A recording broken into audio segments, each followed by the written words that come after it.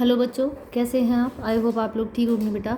आज हम बात करने वाले हैं चैप्टर 10 गुरुत्वाकर्षण बल। किसकी बात करने वाले हैं? गुरुत्वाकर्षण वाले चैप्टर की बात करने वाले हैं, जिसको इंग्लिश में कहते हैं ग्रेविटेशन। क्या कहते हैं? ग्रेविटेशन। चलिए, तो इससे पहले हम लोग बेटा कुछ क्वेश्चंस देख चुके हैं। जैसे हमने कुछ चैप्टर 3 से क्वेश्चंस देखे थे, जिसमें हमने नंबर मोल्स की संख्या निकालनी सीखी थी, that is number of moles निकालना सीखा था। आज हम बात करने वाले हैं ग्रेविटेशन की। इससे पहले कि हम वीडियो स्टार्ट करें बेटा, अगर आपने अभी तक मेरे चैनल को सब्सक्राइब नहीं किया तो आप मेरे चैनल को सब्सक्राइब कर सकते हैं नीचे दिए हुए लिंक पर क्लिक कर कर। चलिए, तो आज की बात करेंगे। आज बहुत ही इंपॉर्टेंट हमारा टॉपिक है गुरुत्वाकर्षण में। चंद्रमा पर क्या बात करने वाले हैं हम लोग? चंद्रमा पर किसी वस्तु का भार उसके पृथ्वी के भार का 1/6 भाग होता है। आज हम इसकी बात करने वाले हैं। मतलब मून पर जो किसी का भी जो भार होता है, वेट होता है, वो 1/6 होता है। हम इसकी बात करने वाले हैं, ठीक है बेटा। हमें पता है कि फोर्स जो होता है, जो ग्रेविटेशनल फोर्स है अर्थ पर, वो क्या है? G स्मॉल m, ये mm/r²। जो गुरुत्वाकर्षण बल होता है बेटा, वो हमारा क्या होता है धरती पर? Fe = G me/r² यहाँ पर me क्या है बेटा? me है mass of earth. Mass of earth मतलब अर्थ का द्रव्यमान। किसका? अर्थ का, धरती का द्रव्यमान। इसको हम लिखते हैं धरती का द्रव्यमान, ठीक है। धरती का द्रव्यमान। यहाँ पर RE है। RE है radius of earth. Radius of earth है मतलब धरती की त्रिज्या। धरती की त्रिज्या, ठीक है, गुड। m जो है यहाँ पर, ये तो है बेटा, g की वैल्यू हमें पता है 6.67 × 10⁻⁻11 न्यूटन मीटर स्क्वायर पर kg² होती है, ठीक है। g यहाँ पर क्या है? इसको हम बोलते हैं ग्रेविटेशनल कांस्टेंट। क्या है ये? ग्रेविटेशनल ये क्या है? हमारा कांस्टेंट है, ग्रेविटेशनल कांस्टेंट, जिसको हिंदी में हम कहते हैं गुरुत्वीय स्थिरांक। गुरुत्वीय स्थिरांक कहते हैं। क्या कहते हैं? गुरुत्वीय स्थिरांक कहते हैं। हम बात करते हैं m है ये mass of object. Mass of object, जो भी ऑब्जेक्ट जिसका भी हम मास रेस्पेक्ट में निकालना चाह रहे हैं धरती पर और चंद्रमा पर, ये उस ऑब्जेक्ट का मास है, मतलब वस्तु का द्रव्यमान है। क्या है ये? वस्तु का द्रव्यमान है हमारे पास, ठीक है। चलिए, तो जैसे ये हमारे पास अर्थ है। अर्थ पर अगर कोई वस्तु है बेटा, यहाँ कोई वस्तु है जिसका मास क्या है? m है, और ये सेंटर, हमें पता है वस्तु जो है धरती के समान, धरती के कंपैरिजन तो इसका साइज़ बहुत छोटा होता है, तो इसका जो डिस्टेंस होगा सेंटर ऑफ अर्थ से, वो धरती की त्रिज्या के बराबर होगा, ठीक है।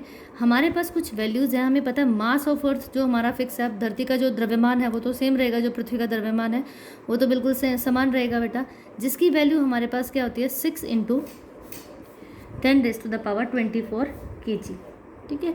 और अगर मैं धरती की त्रिज्या की बात करूं तो वो 6.4 × 10⁻6 मीटर होती है। तो हमारे पास ये धरती का द्रव्यमान है, ये हमारे पास उसकी त्रिज्या है, ठीक है, गुड। चलिए, तो हमारे पास जो Fe है, ये हमारे पास वैल्यू होती है। और अगर मैं बात करूं मास किसका? मून पर अगर मैं बात करूं तो जो मून का, चंद्रमा का जो मास होता है बेटा, वो कितना होता है? वो 100 टाइम्स ऑफ अर्थ होता है। अर्थ का जो मास होता है वो 100,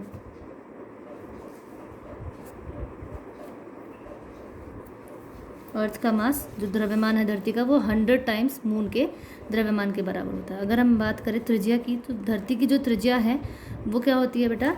वो 4 टाइम्स, 4 गुना होती है। किसके?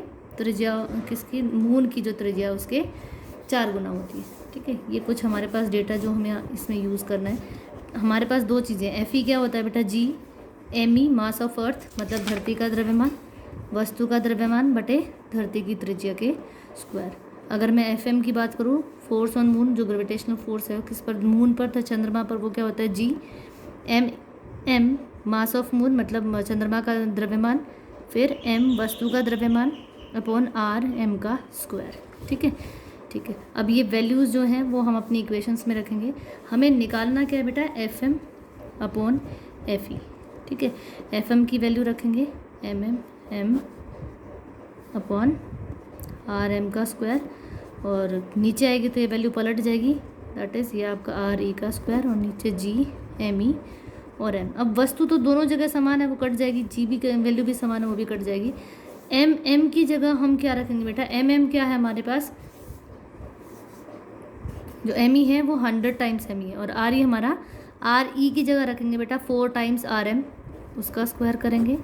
यहाँ नीचे आर एम का स्क्वायर ऑलरेडी है, और जो मास ऑफ अर्थ है वो क्या है, 100 टाइम्स मास ऑफ मून के बराबर है। ठीक है, गुड। ऊपर यहाँ से हमारे पास एम एम की वैल्यू बची हुई है। चलिए, अगर हम इसको कैलकुलेट करेंगे तो 4 का स्क्वायर है, 4 का स्क्वायर हमारे पास 16 हो जाएगा, 16 आर एम का स्क्वायर, फिर एम एम है, नीचे आर एम का स्क्वायर है, 100 है, और एम एम है, ये इससे कट जाएगा। आपके पास आया 16/100, दैट इज़ 16/100। तो एफ एम अगर हम काटेंगे तो ये लगभग 1/4 के बराबर आएगा, सॉरी 1/6 के बराबर आएगा। तो F M upon F E जो हो जाएगा वो 1/6। दैट एम्प्लाइज जो आपके पास एफ एम है, जो गुरुत्वाकर्षण किस पर, मून पे है, मून पर है, वो 1/6 ऑफ मास, वो ग्रेविटेशन फोर्स ऑन अर्थ हो जाएगा। ये बहुत इंपॉर्टेंट डेरिवेशन है जो बार बार पूछा जाए। चलिए, तो ये हमारे पास क्या आ गया बेटा, ग्रेविटी, जो धरती, जो चंद्रमा है, हमने उसका और धरती का कंपैरिजन किया। ठीक है, क्योंकि जो धरती का, चंद्रमा पर किसी वस्तु का भार है वो पृथ्वी के, धरती के भार का 1/6 होता है। एक बार फिर से इस डेरिवेशन को करेंगे बेटा। हमारे पास क्या है, फोर्स ऑन अर्थ है। ठीक है, जो एफ ई बराबर G M E M upon R E square होता है, ऐसे ही एफ एम में भी हमारे पास क्या होगा, G M M mass of moon, M और आपके पास आर एम का स्क्वायर हो जाएगा। हमें दोनों का कंपैरिजन करना है, तो F M by F E निकालेंगे, एफ एम की वैल्यू रखेंगे, एफ ई की वैल्यू रखेंगे, जो चीज़ें कट रही हैं, जो कांस्टेंट है वो हम काट देंगे। हमें पता है बेटा कि जो मास ऑफ अर्थ है, मतलब जो धरती का द्रव्यमान है, वो किसके 100 गुना है, जो आपके चंद्रमा का द्रव्यमान है उसके, और धरती की त्रिज्या 4 गुना है किसके, चंद्रमा के त्रिज्या के बराबर है। ठीक है, तो उसकी दोनों की एम ई और आर ई की वैल्यू हम यहाँ पर रखेंगे। जैसे ही आप एम ई की वैल्यू रखेंगे बेटा, एम ई की वैल्यू 100 टाइम्स एम एम है, आर ई की वैल्यू हमारे पास 4 टाइम्स आर एम का स्क्वायर है, आर एम और आर एम कट जाएगा, यहाँ पर एम एम से एम एम कट जाएगा, और 16/100 आए तो ये 1/6 हो जाएगा। ठीक है, दैट इज़ आपके पास F M by F E की जो वैल्यू आएगी वो 1/6 आएगी। ये हमें शो करता है कि एफ एम बराबर 1/6 ऑफ एफ ई हो जाएगा। मतलब जो भार किसी भी वस्तु का धरती पर है, मून पर, चंद्रमा पर, वो 1/6 रह जाएगा। इसके कुछ क्वेश्चन हैं बेटा, एक क्वेश्चन हम यहाँ से करने वाले हैं जिसके इसी के आधार पर। तो एक क्वेश्चन है जो हम यहाँ पे करने वाले हैं बेटा। क्वेश्चन क्या है, एक व्यक्ति जिसका भार पृथ्वी पर 1200 न्यूटन है, कितना दिया हुआ है, 1200 न्यूटन है, उसका भार चांद पर कितना है, 200 न्यूटन है। उस व्यक्ति का पृथ्वी पर और चांद पर द्रव्यमान ज्ञात कीजिए। हमारे पास भार दिया हुआ, हमें द्रव्यमान निकालना है। ठीक है बेटा, चलिए, तो व्यक्ति का जो भार है पृथ्वी पर वो W हो जाएगा, हमारे पास वो 1200 न्यूटन दे रखा है। चंद्रमा पर उसका भार W2 हो जाएगा, वो हमारे पास 200 न्यूटन दे रखा है। पृथ्वी पर गुरुत्वीय त्वरण कितना होता है बेटा, वो 10 मीटर पर सेकेंड स्क्वायर होता है। अब हमें पता है, क्या पता है हमें, भार बराबर होता है द्रव्यमान गुणा गुरुत्वीय त्वरण। क्या होता है, भार बराबर द्रव्यमान गुणा गुरुत्वीय त्वरण होता है। भार अब हमारे पास है क्या क्या, हमें पता है, हमें क्या दिया बेटा, W बराबर M। अब यहाँ से हमें M की वैल्यू निकालनी है, तो W अपॉन G हो जाएगा। ठीक है, W हमारे पास कितना है, 200 है, G की वैल्यू हमारे पास 10 है, दोनों को डिवाइड करेंगे तो हमारे पास द्रव्यमान निकल गया 120 kg। ठीक है, M आपके पास निकल गया है। ये तो था किस पर, पृथ्वी का। अगर चंद्रमा की सतह पर हम बात करें तो चंद्रमा की सतह पर जो हमारे पास भार दे रखा है वो कितना है, 120 है। तो W वही यहाँ W1 था, यहाँ W2 बराबर mg2 हो जाएगा। तो W की वैल्यू 200 है, M की वैल्यू हम निकाल चुके हैं, कितना, 120 निकाल चुके हैं। अब G की वैल्यू हमें निकालनी थी, जो चंद्रमा पर जो गुरुत्वीय त्वरण है, हमें उसकी बात करनी थी। तो G की वैल्यू क्या हो जाएगी बेटा, हमारे पास ये कितना हो जाएगा,